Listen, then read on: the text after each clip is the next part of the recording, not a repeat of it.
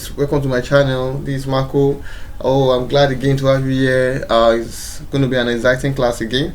Okay, today we are going to be doing upper limb, and we are starting with introduction of upper limb.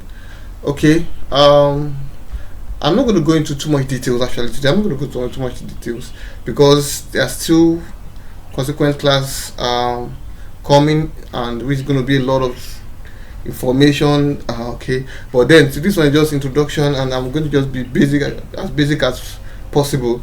Okay, I have objective for this class.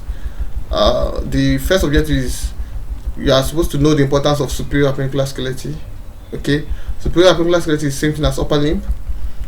B is that you should be able to put upper limb in region and name the transitions. Okay, you also be able to give an overview of nerves, artery, vein of upper limb. Actually, I'm not going to talk about this in this class because I'm going to take this neovascular structure of upper limb in different class. Okay, another thing, you're supposed to compare upper limb to lower limb. Okay, yeah.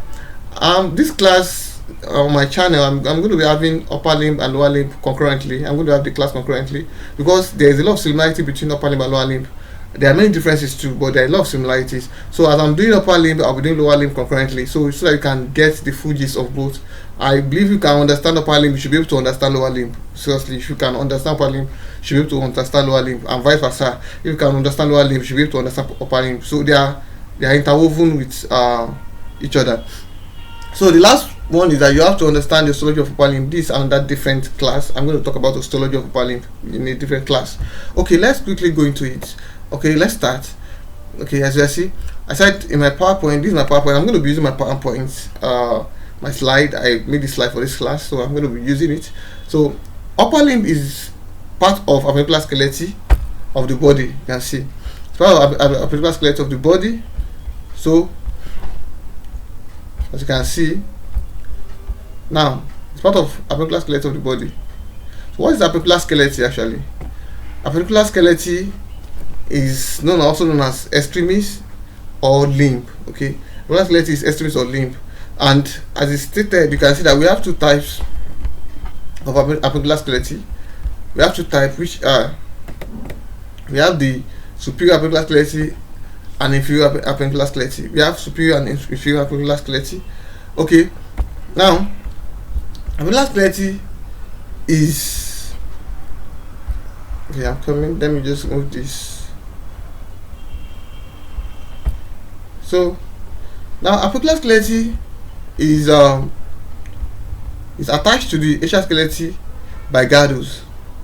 Okay, appendicular skeleton is attached to axial skeleton by girdles. Now the axial skeleton is also known as what we called it's called torso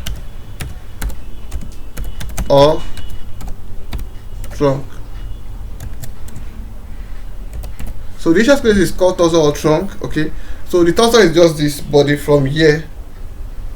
Axial skeleton. The torso is from here to the pelvic. Okay, so or the trunk. So what is connecting to the torso or the trunk is either the lower limb or upper limb. The lower limb is called inferior appendicular skeleton, while the upper limb is called superior appendicular skeleton. So now basically what I'm trying to say is that the upper limb and lower limb, they are connected to the body, to the trunk or torso by what we call girdle. And we have two type of girdle. You can see as stated there. We have two type of girdle. We have pelvic girdle, okay, and we have pectoral girdle. We have pelvic girdle and we have pectoral girdle. Okay, so now since we have pelvic girdle and pectoral girdle, the pelvic girdle is made up of three fused bones, which are ilium, ischium, and pubis. Pelvic girdle is made up of three fused bones: ilium, ischium, and pubis. While pectoral girdle is made up of two separate bones. Now see the two definition. The first one is made up of three fused bones. Three fused bones. They are fused together. Okay, at the acetabulum. We're still going to talk about that. While pectoral girdle is made up of two separate bones. They are not fused, and which are what? Clavicle and scapula. Okay, so pelvic girdle three fused bone, pectoral girdle two separate bone. Now, as I state here, girdle is what connects appendicular skeleton, don't mind the spelling, to axial skeleton. Okay, now in case of upper limb, it is not just as simple. This is a very good point I want to point out. It is complicated because I said girdle connect appendicular skeleton to axial skeleton. Okay, but if we are to follow the definition strictly, okay, scapula is not a girdle. Okay, because we said girdle connects axial skeleton to appendicular skeleton. Okay, bone and bone they connect. Okay, so but if you look at scapula, scapula is not connected to axial skeleton, unlike clavicle. Clavicle is connected to axial skeleton because in axial skeleton there is something called sternum, which is the breastbone. It's connected to what? To clavicle. We call it sternoclavicular joint. That's the joint. That's the connection between the appendicular skeleton, one part of appendicular skeleton, which is what? Clavicle, with what? Axial skeleton, which is sternum. But that's what the girdle does. A girdle is what connects both. But scapula does not really have bony connection. Let me put it that way. Does not have bony connection, or it does not have anatomical connection. We call it anatomical connection. It does not have anatomical connection. Okay, what it does have is something called physiological connection. Like the muscle, it's not bone that is connecting now, it's muscle that is connecting it now. So it has physiological connection or functional connection, which is called thoraco-scapular joint. Thoraco-scapular joint is not really a joint that of bone and bone. It's joint between muscle and bone. Okay, so that's why you cannot really call scapula a girdle, because it's not bone. It's not two bony connection. It's not a bone that connects to another bone. But the only thing just that because there's still connection, that is muscle, because in this case muscle, we still call it a girdle. So you have to be careful in that aspect. If they ask what's the true girdle in upper limb, you should know that the answer is clavicle, not scapula. But if they ask what are the girdles of upper limb, you know the answer is both clavicle and scapula. This is a point that you need to understand. So clavicle is the true girdle. Why you can say scapula is the false girdle. Okay, that's just a point I would love you to understand. So that's that. Okay, now what make upper limb special and necessary? Okay, we have to know why is upper limb special, why is necessary. Okay, first, it helps in prehension, in holding things, prehension, which is one of the basic characteristics of what both human and primate. Primates like gorilla, chimpanzee, sometimes even monkey, they can hold things. You can see that monkey can hold a banana and all that. That's prehension. It's not explicit to us. It's not specific to human being. Primate and human being can do that. Another thing is mobility. The hand is so mobile. You can see how monkey uses it a lot to move from one tree to the other. It's very mobile. So that one is also basic property of both primate and human. Now, what is separating human from primate? That's what we want to look at now. Okay. Now, before then, let me just quickly talk about this. Because the upper limb is mobile, it has lost its stability. Okay, that's why upper limb is the most dislocated part of the body. Lower limb is not as mobile as upper limb, but it's much more stable because it's an anti-gravity muscle or bone. It's an anti-gravity structure of the body. It's one that helps us deal with gravity. I'm just going to talk about that when I'm talking about lower limb. But in this case, I want to just emphasize on this. Upper limb is the most dislocated part of the body. Why? Because though it is the most mobile, and because it's most mobile, it has lost its stability. Okay, so that's a very important point you need to know. It lost its stability. You understand? So that's why you see your shoulder is dislocated, the ankle, the wrist, and another part of the hand can easily be dislocated because it's very, very mobile. So that's just an important point. Okay, now I said the other time that primate has two similar stuff with human. The first thing is that there is prehension. Second thing is that they can easily they can use their hand because it's very mobile. But there are three ways that they are different from human. First thing is top separation. Top separation is at 90 degrees for human being. You can see our top separation is 90 degrees. You can see for human being. But for primate, it is lesser. It is of lesser angle. You can see 90 degrees for human being. Primate is of lesser angle. Another thing is pronation and supination. Pronation and supination of this supination is 140 degree in human being. Pronation and supination is not easy for primate. For human being, we can pronate our forearm. You can see that forearm pronating, radius moving over the ulna. Okay. Another thing is opposition of thumb. You can touch our finger. Okay. Okay. I said pronation and supination is done by human. Okay. Mostly at 140 degree. The radius moving over the ulna. So this is pronation. This is supination. Okay. Pronation, supination. So it's only done by human. And the opposition of thumb, like your pollex is the thumb touching the little finger. Okay, you can see pollex touching the little finger. So this is also a characteristic that of human being. It helps us in manipulation, that we can play musical instrument like guitar. We can play guitar. We can play a lot of musical instruments, unlike other primates. So three things that we have that primate does not have. The first thing is the top separation, which is 90 degree.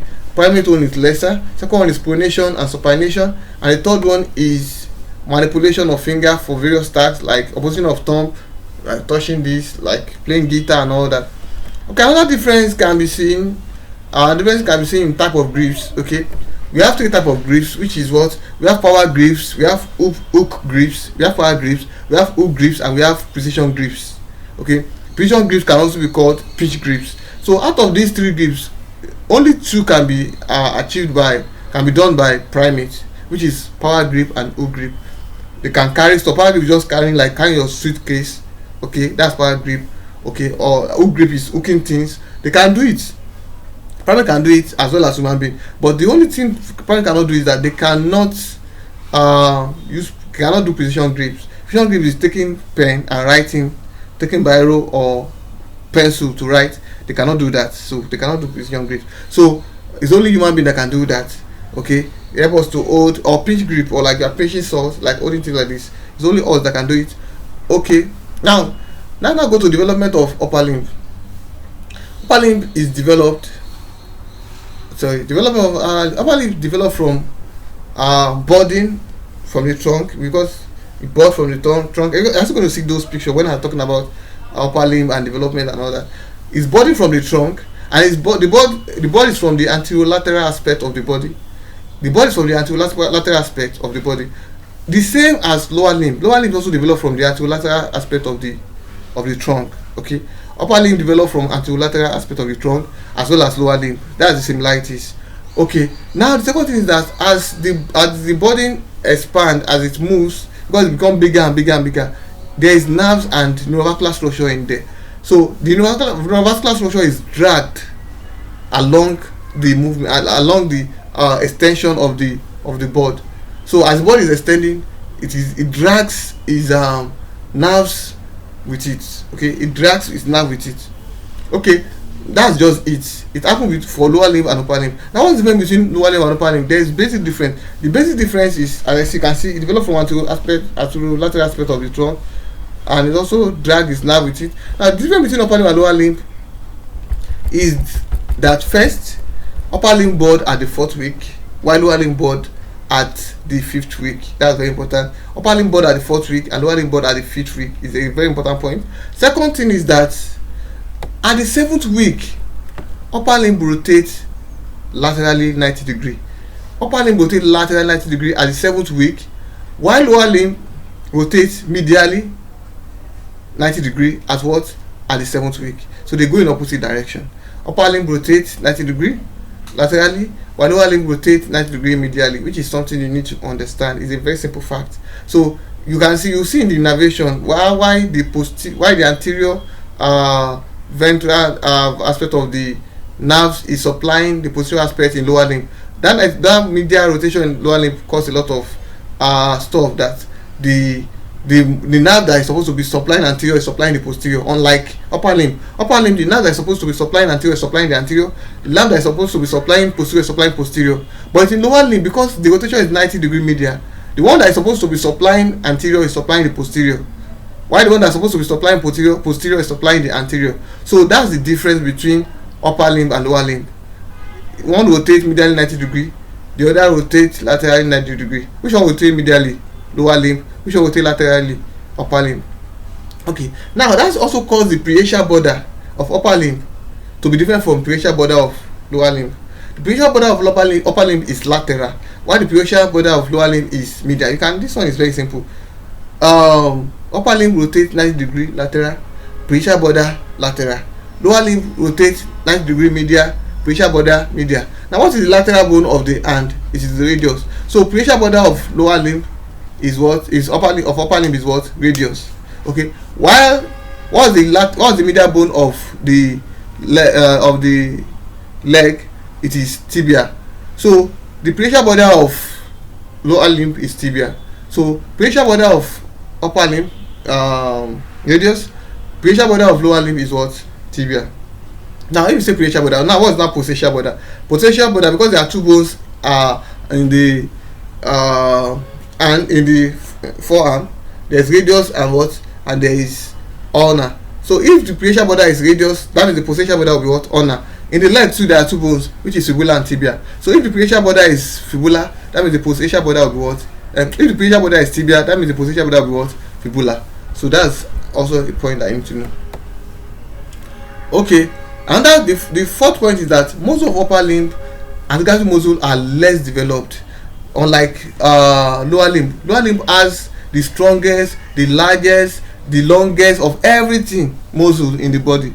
So the longest bone is femur, everything longest, everything the longest nerve is saphenous nerve, the longest muscle, sartorius muscle, the longest everything longest is in the lower limb. But in the upper limb is not as developed as lower limb. Okay, so that's that. Now what are the region of upper limb? We need to watch through this.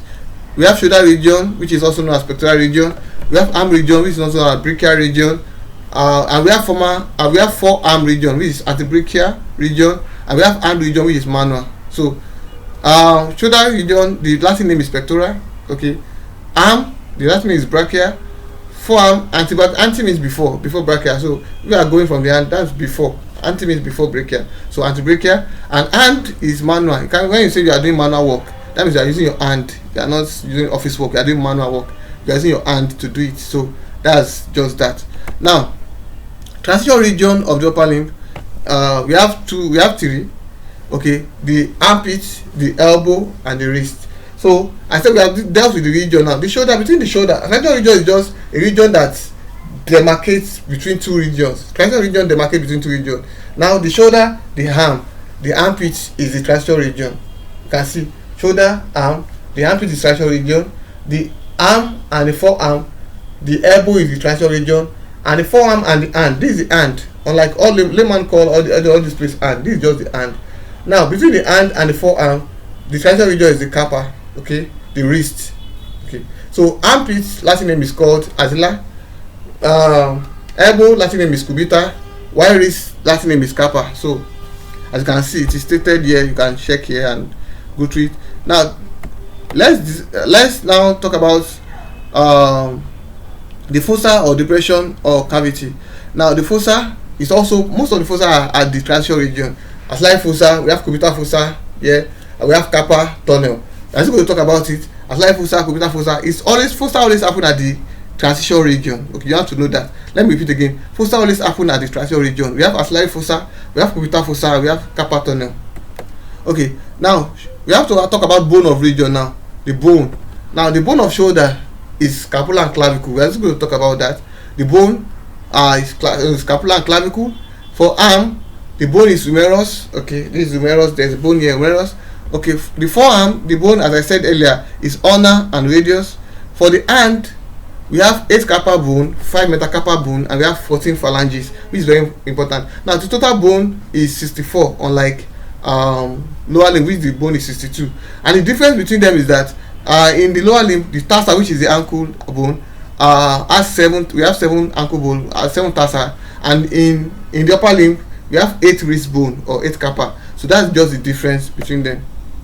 Okay, region of upper limb subdivision. Okay, let's do the subdivision. We have shoulder region is subdivided into pectoral region or breast region. We have axilla and scapula. So shoulder region is divided into 3: pectoral, axilla, and scapular region. So we are going to still deal with this region one by one. Then you are going to understand how the muscle, the nerves, the vascular structure of it. Now hand region is divided into 3. We have the wrist, we have the metatarsa, and we have the phalanges. So that one is that. Okay, we have joint region. Okay, we have shoulder, the joint region. What are the joints present in this region? At the shoulder, we have acromioclavicular joints. between the acromion process of the scapula and the clavicle of the scapula. We have for the joint of the region, we have at the shoulder region we have two joints. We have acromioclavicular joint and we have sternoclavicular joint. So those are the two joints present at the shoulder region, which is important. It's stated here. We have acromioclavicular joint between acromion process of the scapula and the clavicle. We have sternoclavicular joint between the sternum and the clavicle. We have sternoclavicular joint. Okay, now for arm we have glenohumerus joint, which is also known as the shoulder joint. The glenohumerus joint between glenoid cavity of the scapula, and we have the humerus of the arm. Okay, so glenoid cavity of the scapula and head of the humerus. Okay, we are for the forearm we have elbow joint and radial joint. Okay, we have elbow joint and radial joint. So radial between radius and ulnar, and we have elbow joint here. These are for in our elbow. We have elbow joint. Okay, in the hand we have wrist or radiocarpal joint. This is very important. We are still going to talk about joints. Okay, different joints. Now for the hand, okay, you know, in the hand we have, in the forearm we have our radius and ulnar. Okay, and in the hand we have carpal. So the thing is that ulnar does not really contribute to the joint. Ulnar does not contribute to the joint of the wrist. It does not contribute at all. It's just that what happens is that there's just intermittent contact between carpal and ulnar. Ulnar does not contribute. It's just like the joint, the knee joint. You understand? We all know that fibula does not contribute at all to it. It's only tibia that contribute to it. So it's just like the wrist too.